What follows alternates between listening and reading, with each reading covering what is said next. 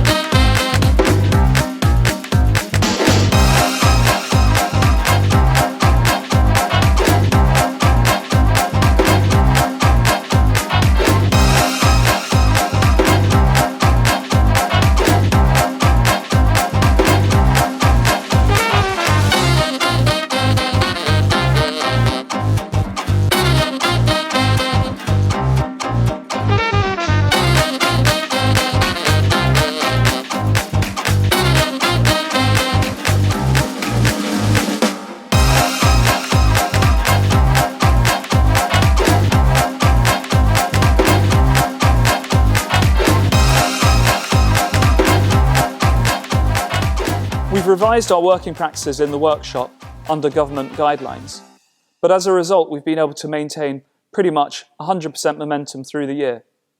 One restoration that we started in March was the 250 short wheelbase, ex-Richard Colton and RNLI 1995.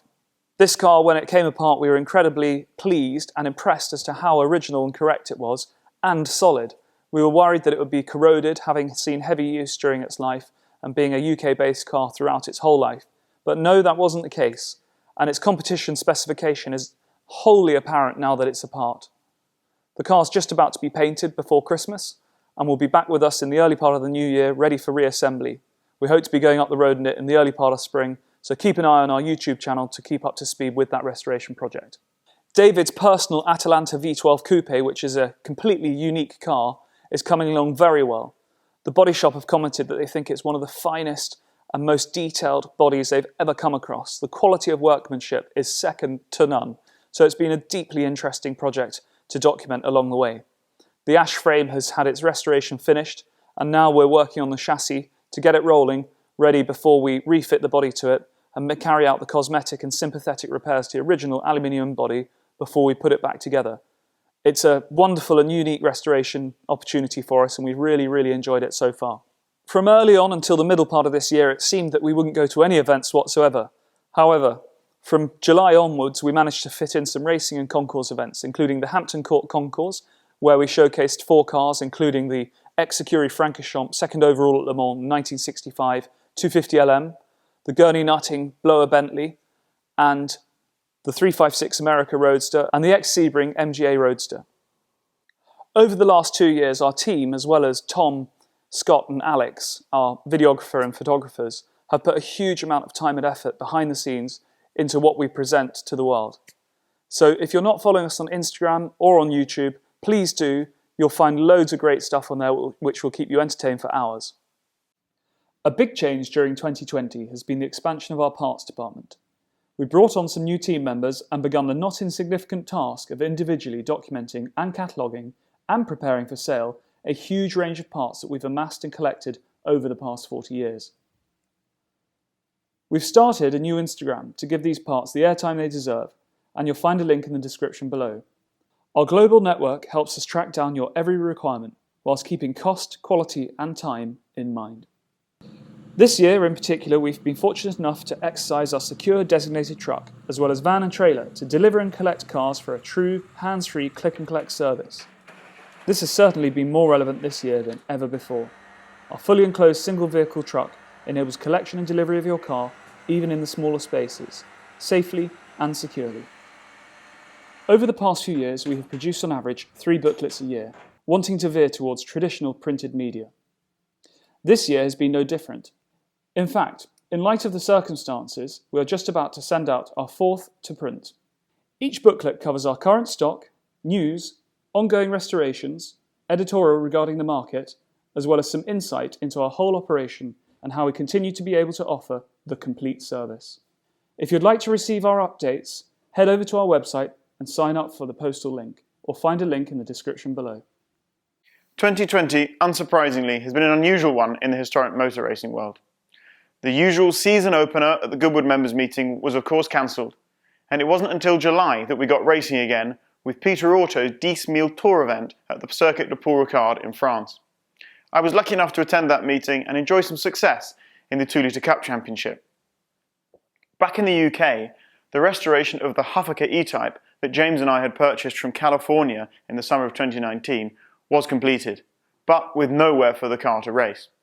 The Pre-63 GT series, which we've proudly supported for 3 or 4 years, unfortunately saw all 3 events at Silverstone, Donington and Portimao cancelled. However, enter Duncan Wiltshire and his Motor Racing Legends team to save the day.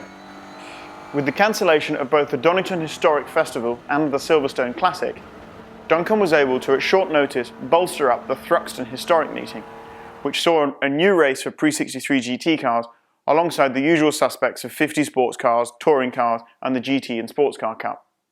The event was a huge success with big grids and close racing, and did prove a debut outing for our freshly restored E-Type, although sadly retiring from a mechanical failure whilst leading the race was not ideal. The Peter Auto race series continued in September in Monza, where James enjoyed double success with the Dallara LMP1 car in the Endurance Racing Legends series, and I was lucky enough to race again with Richard Cook in the 2 Litre Cup and enjoy our success we'd had in France.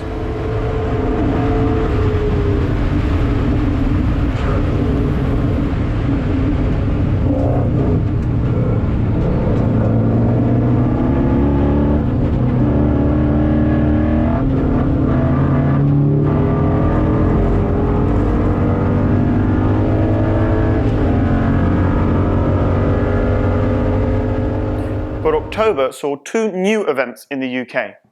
The first of these was the Goodwood Speed Week, which encapsulated the best of the Festival of Speed, Members Meeting and Revival, which were all sadly cancelled, and held all three best bits in a new event closed to the public at the motor racing circuit. This one-off event took full advantage of not having any crowds, which enabled the race, road and rally cars to be competing not only on the circuit but on the access roads as well. DK had a variety of cars there, including the 500 TRC to be driven by David Cottingham, the Tajiro Jaguar, which was driven to second place in the Lavant Cup by James Cottingham, adding to his third place in the Scuderia Bayer GT40 and another second place with the Dallara in the time shootout. But the real highlight for us, on Saturday night, James and I had the real privilege of piloting the Huffaker E-Type in the new inaugural Stirling Moss Memorial Trophy. After a nail-biting 60 minutes of close racing, we emerged the winners by little over a second. Braking a little earlier, a little softer, a longer braking zone for Cottingham. Now, if he can pull just enough of a gap through this backside of the circuit, he might be able to defend down into Woodcote at the end of the straight. But Huffy tries to go around the outside on the marbles. Cottingham sees it coming, lets the car drift wide to close the door into the left-hander of St Mary's. And let's see whether or not they're going to encounter any traffic on this lap as well. If they are, there are back markers ahead. Now don't forget, Huff tends to lose out in a straight line here, but he's so good on the brakes. If he's able to stay right on the back of Cottingham now, he builds up for a chance then. So the flag will be out this time. It is the last lap of the Stirling Moss Memorial Trophy. It is James Cottingham versus Rob Huff. Finally, but by absolutely no means least, was the RAC Historic Tourist Trophy meeting at Silverstone at the end of October. This ambitious meeting was a collaboration between motor racing legends and ourselves, and was excellently executed in just 4 weeks by Duncan and his hard-working team. This single-day event focused around a new format of a 3-hour endurance race, split into 3 distinct classes, one for pre-63 sports cars, another for pre-63 GT cars, and a third for pre-66 GT cars. The cars were sorted into teams of 3 cars, 1 car per class, with the overall winners of the Royal Automobile Historic Tourist Trophy being the winning team.